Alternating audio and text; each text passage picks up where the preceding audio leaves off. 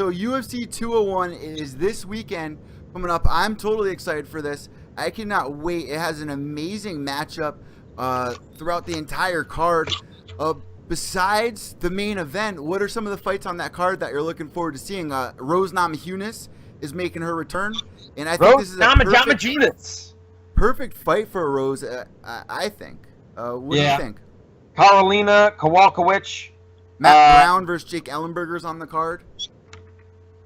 Yes, and then also rounding out the main card, Francisco Rivera versus Eric Perez. Uncle Creepy Ian McCall versus Scoggins. Come on. Right. There we go. Yeah, I mean, you look at a card like this and you say, well, on paper, it's not very impressive. You know what I mean? But give it a chance. Just give it a chance. And not you, Eddie. I mean, the doubters out there, the negative Nancys. Sometimes the cards that you don't suspect are going to be really awesome are. You know what I mean? You can, I mean, Matt Brown versus Jake Ellenberger. I was about to say that save fight. How is that not going to be a barn burner? Especially Matt Brown coming off that loss to Damian Maia. He's unpredictable, man. So I'm going Matt Brown. Jake Ellenberger's a beast, man. 30-11, absolute beast. But Matt Brown is a dangerous man. And Jake Ellenberger's coming off of 3 losses. No, wait, 2. I looked at his last. He had 3 losses. He had 1 win. Then he had 2 losses. So I mean, you look at so what's that? That's 6 in his last 6 fights. He's won 1 fight. It's pretty amazing that he's still in the UFC. I was looking back on their careers, both Matt Brown and Jake Ellenberger. You look at Ellenberger, he was once on a 6-fight win streak. And then you look at Matt Brown, once had a 7-fight win streak. That, to me, is the only reason why these guys are around, is because they were once very, very good. And so it's like a Frank Mir kind of situation, yeah. Yeah, I mean, who can lay claim to things like that? Not too many people can say, I went on a 6-fight win streak in the UFC, or a 7-fight win streak in the UFC. There aren't many people who can say that, But yeah, I mean, Jake Ellenberger lost. He's coming off of 2 losses. Matt Brown coming off of a loss. So these guys are. Matt Brown had the worst week of his life too in Brazil that time, because he was at the weigh-ins and he had his back turned and he wanted to take a selfie, and that's why he originally had his back turned, and then everyone started booing him. So it was like, what the hell? And then he flicked everyone off. And then the next night he's walking in to fight, there are people grabbing at him, ripping at his shirt, grabbing his hat. Then he loses, and then the following day at his hotel he gets beat up and attacked. Right, that was that guy who I guess it was like his former Brazilian Jiu-Jitsu coach who he had a long-standing feud with. They had another physical confrontation in the United States. Mm-hmm. Yeah, so that was absolute hell week for him. But so he's coming off of a loss. So you got 2 guys coming off of losses. I mean, they're going to go for broke because it's their jobs. I mean, some people say a rule of thumb is, you gotta lose 3 in a row for the UFC to cut you. Not necessarily. I mean, sometimes you can go longer than that, sometimes shorter. So I think both of these guys, coming off of losses, are going to be just going for it. Good, and I can't see Matt Brown losing this fight. I'm going with Matt Brown here. What do you got, real quick, before we move on to? Yeah, I think he's got more ways to win, and I think he will win. He's good at knocking people out. He's good at submitting people. I think he's got the tools to beat Ellenberger. Ellenberger's just not the same fighter that he was before. I'm going to agree with you here. I got Matt Brown. All right, so Rose Namajunas versus Karolina Kowalkiewicz. So let's say by knockout. I'm going to say by knockout. Oh, you're going that deep? You're saying by knockout? I'll do it. Knockout. Right, I like that. I could see that coming. I could see him getting a knockdown and then maybe submitting him. Anything can happen. It's a shot in the dark. I like that too. I like that scenario as well. So Rose Namajunas versus Karolina Kowalkiewicz, if I'm pronouncing that right. See, I say, all right. I'm half Polish, right? The W-I-C-Z on the end of the name. You see that? That is usually pronounced witch. like Which. Witch. Kowalka. I'm going to go with Kowalkiewicz. Or some people, you could maybe say the W is a V. Kowalkiewicz. I like the way that rolled off the tongue. Kowalkiewicz? You like that better? We're going to stick with that one. All right, we'll go with Kowalkiewicz. All right. Karolina Kowalkiewicz. Who is undefeated, mentioned. She is, in fact, 9-0. 9-0. I like this matchup with Rose just because her last matchup, Paige Van Zandt and then the Tisha Torres rematch that she just had, she's getting better every single fight. I don't think she's ready for a title fight just yet. So this is going to be a test. They're going to test Rose's skills here. What she did to Paige was vicious. So Carolina's got her hands full with Rose. It's a perfect matchup. So if she does win this fight, I'm just fast forwarding real quick. Is she deserving of a title shot? Rose Namajunas? Yeah, I would say if she wins this fight, yes, I would say she is. I would love to see Rose versus Joanna. That would be a great fight. My argument was a striker's delight.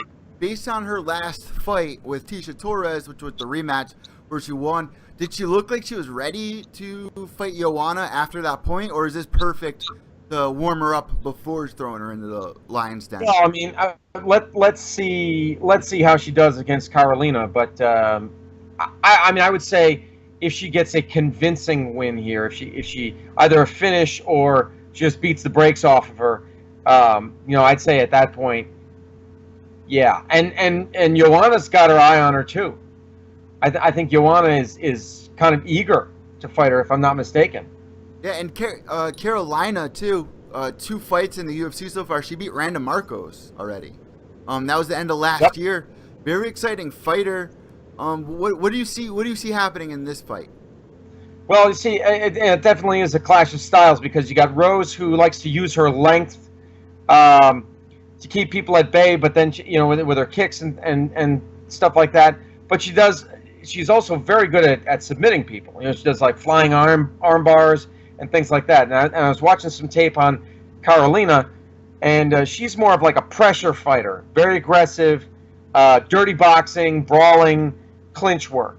6 of her wins are to decision as well. Right. Yep. I was going to say it's hard to beat her. No one's beaten her. Yeah, I mean, and she's a bit of a decision machine. She's been cranking out these decisions.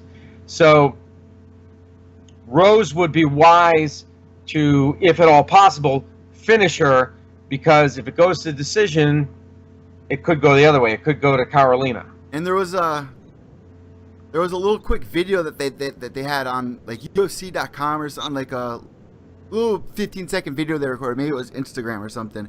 But Rose Namajunas was with Carolina, and their dog was there, and they were actually talking to one another, which I kind of thought was cool because Rose is such a killer. And Rose's dog was next to Carolina, and she was like, "Get her, get her." I thought that was That's funny. Rose's last fight with Tisha, I loved her style there, even with Paige Van Zandt. I loved her style going into that fight, and I think she matches it perfectly for Carolina. I got Rose winning this in the second round. Yeah, I mean they're both very aggressive. So what happens when you got 2 locomotives that meet each other on the track? I think Rose can break her down with striking. I think Rose is going to break her down with striking. Her jiu-jitsu is going to get her the win on this. We shall see, my friend. We shall see. Yeah. Well, I mean, I think Rose has a great shot at winning, and I think she has. I think she's more, even though Carolina is undefeated, and I just think Rose is more dynamic, more athletic, and I think she's going to be able to get a win. I'm going to go with a unanimous decision win. Really? Yeah. I see a submission. You're saying unanimous decision. Yeah. So that brings us into the main event of the evening. Robbie Lawler, 27-10, goes up against Tyrone, the chosen one, Woodley. Very exciting fight. 15-3 Tyrone. Let's talk about Tyrone before you have we to call talk him about Tyrone. He corrects people. You can't call him Tyrone. It's Tyron. Tyron. Tyron. Anyway. I don't know. Sorry, Eddie. I didn't mean to correct you. No, that's fine. 6 knockouts, 4 submissions, 5 decision wins. 34 years old. He's explosive, and I'm talking about Tyron, right? Tyron.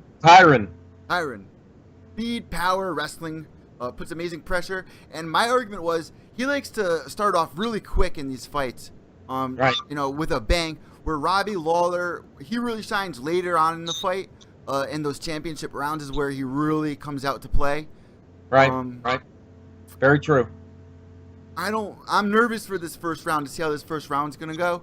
I think Robbie's gonna win this though. I do see that happening. Just I see him being more powerful and having more will here. But Tyron is no joke and is definitely deserving of this fight and has a great chance of winning if it's earlier on. He does, and you know he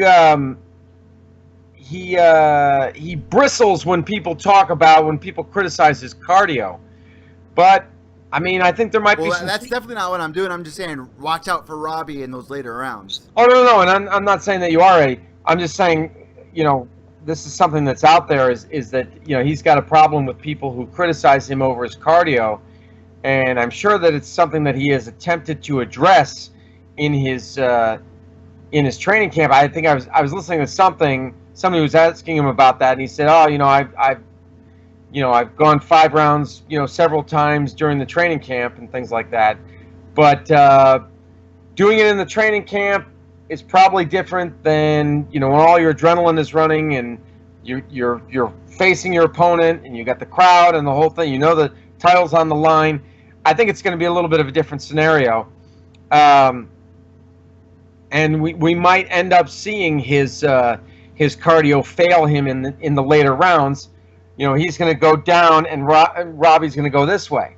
You know, he's got a problem with it. He thinks, oh, you know, just because I have muscles, you know, that you. Well, actually, he even brought his race into it. He said, because I'm a muscular black man, you think that my cardio is going to fail. My video was, it has nothing to do with race. It just has to do with the fact that you are heavily muscled, and it takes more energy to move all that muscle around. You know, like you got guys. The point I made was you got, you know, tall, thinner dudes like Anderson Silva and Neil Magny. Those guys don't have any problems with cardio. They have it's a different muscle structure. They're thinner, they're lanky. But Tyron is shorter. He's 5'9". You know, and he probably, you know, enters the cage. What do you think he gains overnight? You know, another 15, 20 pounds easily. So, you know, he's. You know, if we look at his last win too against Kelvin Gastelum, that was very impressive. But you know, he's been waiting for this. His last loss was to Rory McDonald. Do you remember that fight? Oh, I do. You want to remind everyone really quick what happened in that fight? Rory just picked him apart. You know, Rory had him scouted perfectly and was very technical and was just on point, very accurate, very fast, and It didn't give Tyron much room or any opportunity to do anything, and just constantly was on him, pillar to post. You know, that's what I remember about it. And after that fight, of course, he got a 2-fight win streak now, and he's going up against Robbie Lawler, who fought earlier this year against Carlos Condit, and what is easily could be one of the best fights I saw so far this year. Robbie Lawler. If you guys don't know who Robbie Lawler is, and you're kind of interested in watching, I highly recommend you buying this pay-per-view and checking Robbie Lawler out while we are able to watch these historic fights. Because, man, his last 2 fights, I'm so happy I was there on my couch watching those fights because I will never forget them. The knockout hands, his speed, takedown defense, everything is always on point. 20 knockouts under his belt. And somebody who we never thought Robbie Lawler would be champion a couple years ago, and now look at him. Right. He is one of the most feared men, and I love the promo that they did, the ring around the road, or ashes to ashes. Mm-hmm. Yeah. That was on point. What do you think about Robbie Lawler? What do you have to say to everyone about this? Oh, the guy's amazing. He's to me. A lot of people have Demetrius Johnson as the number one pound for pound guy. I think it's Robbie. I do. I think he's the number one pound for pound guy as far as like the people that he's been fighting, the level that he's been fighting at, and yeah, I mean some of them have been decisions, but look at the caliber of fighters, you know, from Rory McDonald to Johnny Hendricks. Yeah, some of those fights made, you know, some of those fights made Robbie a dangerous man. You know what I mean? He needed to go through some of those, you know, veterans to be who he is now. Yeah, and here's the crazy thing. He is, 34 years old. He's been fighting forever. He's been fighting since he was a teenager. So a long time. And, yeah, when he was in the UFC. He had a stint in the UFC. He actually got knocked out by Nick Diaz. Yep. Yep. And I remember Dana White talking about, you know, that he at one point, I guess they parted ways. I can't remember whether they cut him or whether he left because he said that Robbie needed too much money. Like, in other words, they couldn't afford him, I guess, at that point. So he went elsewhere and he fought. I think he fought in like Hawaii and he fought in Japan.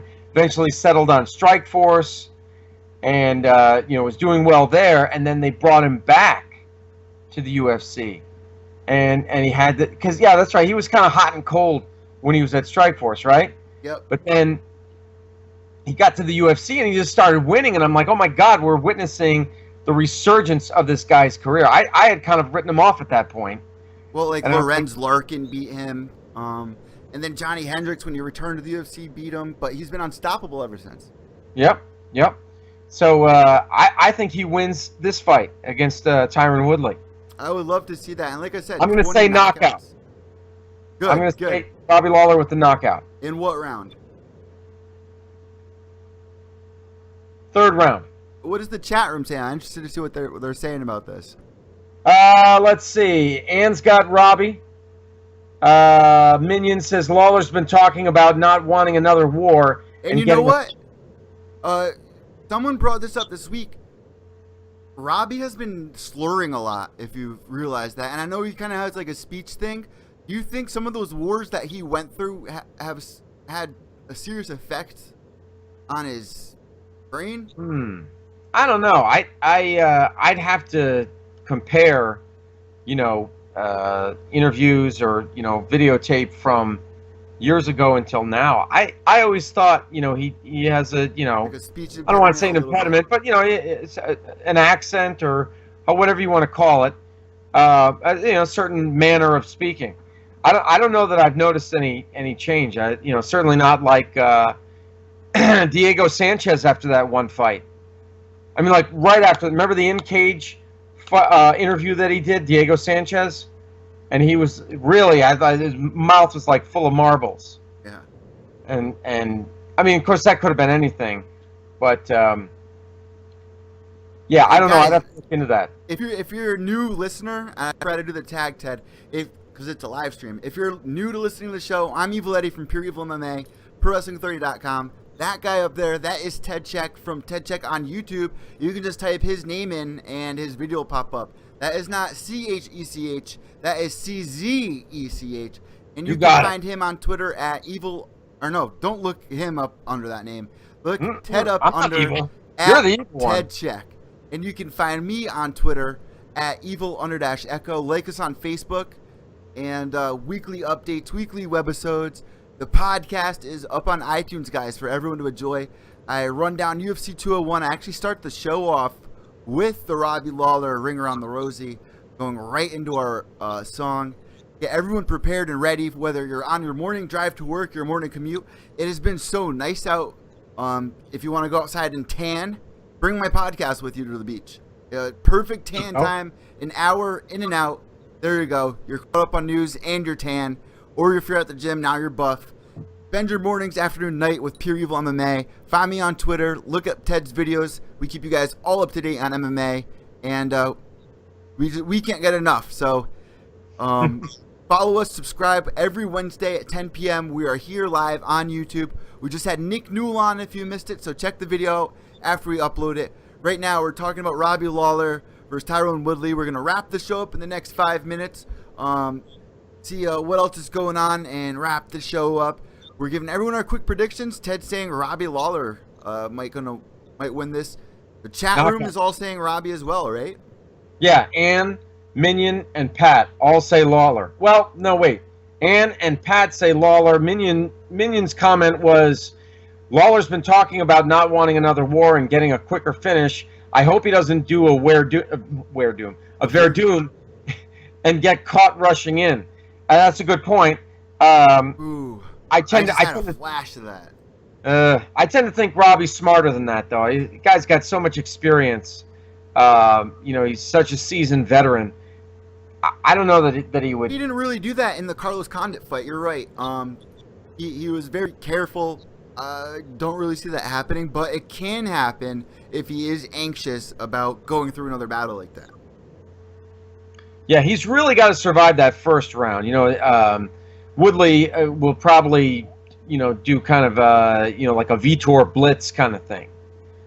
And so if he can get past that first round, I'm not saying he's good, he'll be in the clear, but then he can start to turn it on. But I think he'll probably start slow, try to get Tyron's rhythm down, start to time him, and and then by the second round, if he can survive that initial onslaught, we'll start to see things happen in the second round, and I'm saying knockout in the third. I could see that knockout in the third. So live on pay-per-view, guys, UFC 201, Lawler versus Woodley, July 30th, which is this weekend, starting at 10 p.m., 7 p.m. Eastern Time, Pacific Time, coming from the Phillips Arena in Atlanta, Georgia. The way I want to wrap up today's show is I got a fan question this week, and I wanted to save it for our show, Ted, to talk with you about this. All right. Cyborg, of course, trying to call out Ronda once again for UFC 205. The 145-pound division, though, for the females. What do you think about this? Are we going to see a 145-pound division anytime soon here in the UFC? I guess the knock on it has been there's not enough women to fill it. But they could. Well, see, here's a question. Let me answer a question with a question, Eddie. Okay. Do you think they would do it over a 125 division? Because you've got a lot of women that kind of hover. They're like either small 135ers or they're big 115, straw weights. So do you think down the middle there a 125 division would be better served for the women, or this? If they really want Cyborg, yeah, they should do a 145, and they could just raid the talent over at Invicta like they did for the strawweights. Remember how they pulled all those women over? Season, yeah. So they could do that for the 145ers. You have oh God, who's the Invicta champion right now? Tanya Evinger. Tanya Evinger, and Cyborg, and then you could Angela Hill champion over there? No, right?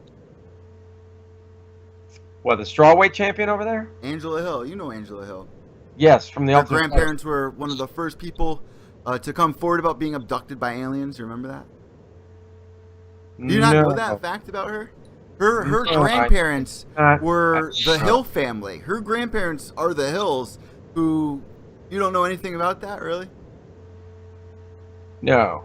Cool fun fact, man. There's documentaries about it. Like, there's full-fledged documentaries about her grandparents. They're abducted by aliens. They're the first people to come out about it and, talk about it. So, 145, and my answer to you, Ted, is, I do like 125, but when you have somebody like Cyborg on the sidelines who could be your champion and bring you a lot of money, and if you're not going to set up the fight with Ronda, what are you planning on doing with Cyborg? How much time do you think you have to do this? The female fights are some of the best fights we'll ever see. I think 125 and 145 should be opened up, but I think 145 should be opened up a little sooner, just because you do have Cyborg there. There are girls in Invicta at that weight class. and all around the world. There's a lot of female fighters popping up. Highly recommend checking out Monica Franco. She's in that division. There's just so many people that are talking about they can't make 135. It's hard to make that. So there's my answer for that. Do you think that's going to happen this year, though? Geez, I don't know, Eddie. For some reason, the UFC doesn't seem to have a problem with stalling over Cyborg. You know what I mean? Like, they don't seem to be in any hurry whatsoever. She had the one fight, right? There was a catchweight fight. Yeah. Down in Brazil. That was at 140, right? Yeah, it was catchweight at 140. Yeah. Yeah, it was a catchweight of 140. So she successfully made the cut. I don't know how eager she would be to do that again. I don't know how eager they would be to do that again, because catchweight fights, you know what I mean? Like, I mean that was an opportunity for her to make 140. She made it. So then the question is, okay, well, how about 5 more pounds? Can you make one? And we all know the answer to that is you lose 5 more pounds, you're losing a lot more than 5 pounds. You're losing, some of your speed. You're losing, you know what I mean? I mean, I don't know. I tend to think with the right nutritionist, she could be able to do it. I think she would do it. She could do it. And you know what? That's something that the UFC is starting to do as well. As they're starting to introduce some of these weight cutting things, they're starting to get UFC gym members or fighters, their own nutritionists. Right. Okay. So yeah, I mean, I think with the right nutritionist, I think it's possible for her. All right, so that ends up your question out there for everybody. Thank you guys for listening. I'm Evil Eddie from Pure Evil MMA. You can find my podcast on iTunes and Podbean.com. Me and Ted are starting to put our podcast up. It is now on SoundCloud. Last week's episode is up there. I'll be reposting tonight's episode. Of course, our interview with Nick Newell. We had a great time tonight. A little late showing up. A great show planned for next week as well. I got a couple surprises for everybody for next week's show that I'm very anxious to talk about, but I'm not even going to hint towards it yet. But do know I have something very special planned for next week's episode. I just don't want to say anything and then it not happen. So no, that's a good way to operate, Eddie. My fingers are crossed right now. I got something planned for next weekend. Mine too. That is Ted Czech. Ted, do you want to let everyone know where they can find you? Give your tag real quick. Yes, sir. TEDCZECH. That's me. I'm on YouTube. I'm on Twitter. I'm on Facebook. Look me up. Especially on YouTube. I give you as many videos as I possibly can every week. Just giving my opinion for all that it's worth. Usually it's not a pot to piss in, but I give you my opinion. I ask for your opinion on all the issues of the day in mixed martial arts. So yeah. Join me. I say this all the time too, in case there are any new listeners. Ted, he doesn't want to admit it, and I say this all the time, but Ted is a YouTuber famous almost, especially in the MMA world. Dude, every video, your 2-minute videos that you put out, at least 10 a week, all together, you get thousands of views a week, man. Yeah, no, I thank you, Eddie. I appreciate it. I'm just doing my little thing. I mean. I'm just saying, like in the MMA world on YouTube, they have their own people on YouTube, MMA fans. You got quite the following there, whether you want to believe it or not, Ted. That's how I found you, man. I'm just always striving to be better and just trying to get the word out. You know what I mean? So. And you do a great job at it. I love your videos. So check those out on YouTube. Just type in Ted's name, and you'll find that. You can find my videos right down below, so subscribe. I'll put the button in on the replay. The podcast is up on iTunes, Pure Evil MMA and ProWrestlingAuthority.com. You can check both those out and check out the weekly podcast.